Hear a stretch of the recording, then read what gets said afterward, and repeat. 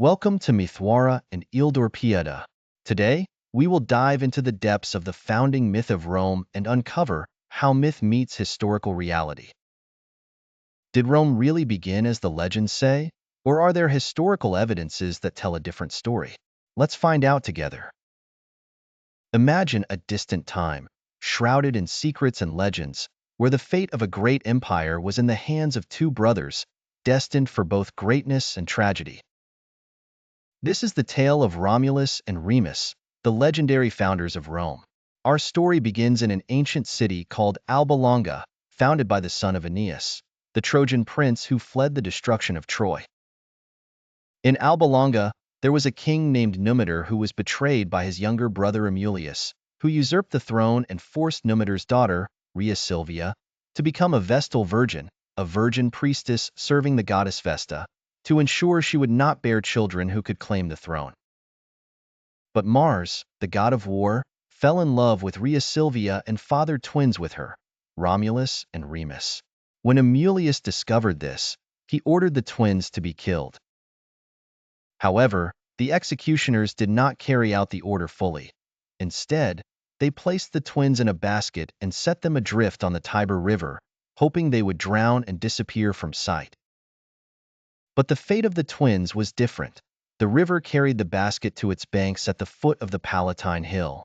There, a she-wolf, known in the legend as Lupa Capitolina, discovered the basket and began to care for the twins. The twins were nourished by her milk, which made them stronger. A shepherd named Faustulus found the twins and took them to his home, where he and his wife, Acca, raised them as their own. The twins grew up to become strong and brave young men, and their reputation began to spread among the local people due to their strength and courage. When Romulus and Remus grew up, they learned of their royal lineage and decided to avenge themselves against Romulus. They attacked the city with a group of followers, succeeded in overthrowing him, and restored the throne to their grandfather, Numitor. The twins decided to found a new city on the banks of the Tiber River, where they had been saved. However, a dispute arose between them over the exact location of the city. Remus wanted to establish the city on the Aventine Hill, while Romulus preferred the Palatine Hill. The twins turned to augury to determine the best site, agreeing that the one who saw the greater number of birds would have the right to choose the location.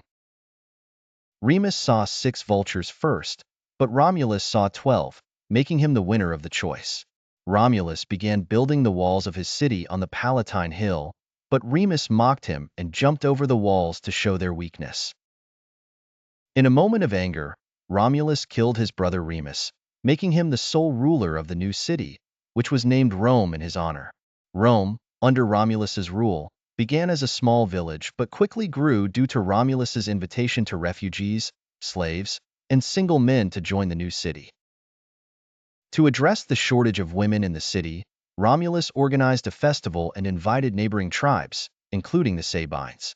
Amid the celebrations, the men of Rome abducted the Sabine women and forced them into marriage.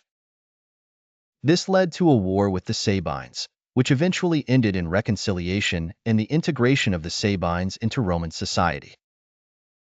According to legend, Romulus vanished under mysterious circumstances during a storm, and it is said that he was taken to the heavens and became the god of war, venerated under the name Quirinus. This is the legend of Romulus and Remus, the tale of ambition, betrayal, and an unbreakable brotherly bond.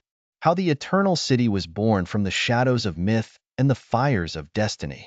But does this story rely on historical facts? Let's examine the historical evidence.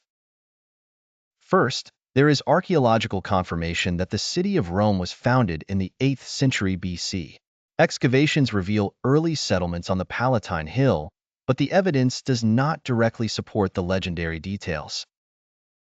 Archaeological evidence reveals a developed infrastructure and remnants of ancient cities, indicating a gradual development of the city rather than a sudden birth through a dramatic battle between twins. Ancient writings, such as the works of Roman historians like Titus Livy, provide insights into the founding of Rome, But these texts were also imbued with myths and symbols that enhanced Roman identity. Therefore, caution is needed when interpreting them. While the legend enhances Rome's place in history by glorifying its heroes, historical evidence shows that the city grew from a small settlement into a great empire through gradual processes rather than dramatic miracles. Rome evolved gradually from a small city into a great empire through interactions with neighboring peoples and the expansion of its influence through wars and trade. So, while the legend remains an important part of cultural identity, history provides us with a more complex and accurate picture. We hope this video has given you deeper insights into how myth and reality intersect in the history of ancient Rome. Don't forget to subscribe to the channel and turn on notifications to receive all our new content. Thank you for watching, and we'll see you in the next video.